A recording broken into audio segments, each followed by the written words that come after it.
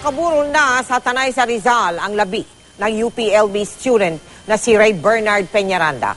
Ang kwento ng kanyang mga magulang, marami daw pangarap at matalino daw si Ray.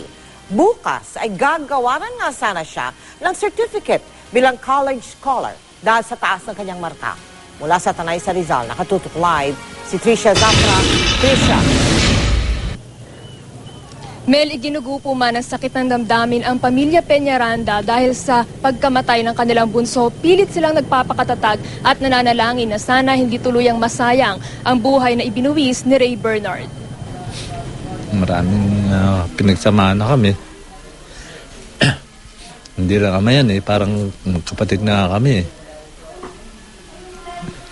Magkaisa na kami doon sa gusto niya. Mangyari sa buhay niya. Kaya nga sana yung paunti-unti namin pinagsisikapan, siya na sana yung baka siya magpapatuloy.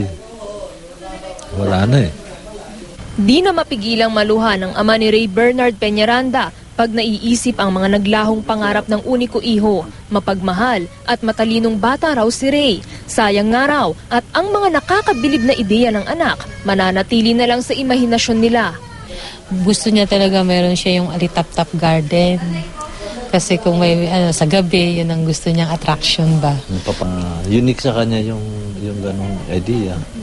Kasi ngayon butterfly garden di ba? Yun yung ordinary. So saan ka nakakita ba ng alitap-tap yung firefly garden? Humble daw ang third-year agriculture student. Kahit kailan, di raw ito nagmalaki sa mga nakakamit na pagkilala sa pag-aaral. Nasorpresa ang mga magulang ni Ray nitong hapon nang dumalaw ang dekano ng College of Agriculture ng UPLB. Dala ang isang sertipikong nagsasabing nagtapos siya bilang college scholar noong nakaraang semestre. Igagawad sana ito kay Ray bukas, sabay sa Foundation Day ng College of Agriculture UPLB.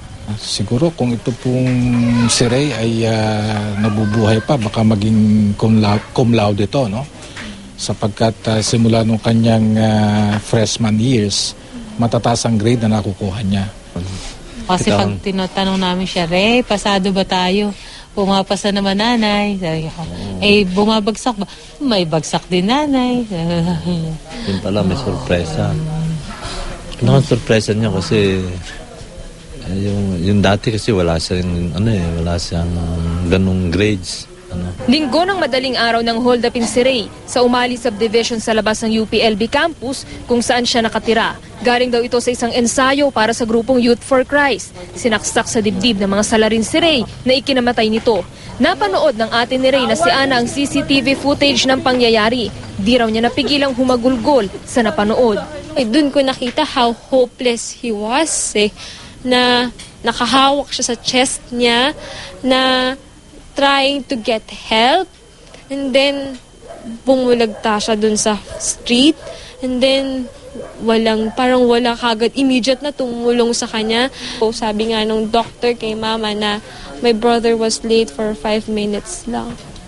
So kung nadala si Ray ng mas maaga, pwede pa sana siyang ma-revive. Apela ng mga magulang ni Ray Bernard sa mga salarin. Sumuko na lang sana sila para matapos na yung namin, lalo na yung anak ko, mapanatag na rin siya. Pagdusahan na lang niya yung kanyang kasalanan kasi ginawa niya yun. Sana matapos kay Ray, yung sabi ko sa kanya, matapos kay Ray na doon sa area na yun, o kahit sa area man lang is mawala na yung ganyang violence na yung mga kaya ni Ray na hindi naman dapat bawian kagad ng buhay mo, wala na. Mel, mula kaninang hapon hanggang ngayon ay patuloy ang pagdating ng mga kaibigan, kaklase at dating mga guro ni Ray Bernard sa kanilang tahanan dito nga sa Tanay Rizal para damayan yung iniwan niyang pamilya. Sa linggo naman, Mel, nakatakdang ilibing ang kanyang mga labi rito rin sa Tanay Rizal. Mel? Maraming salamat sa iyo, Tricia Zafra.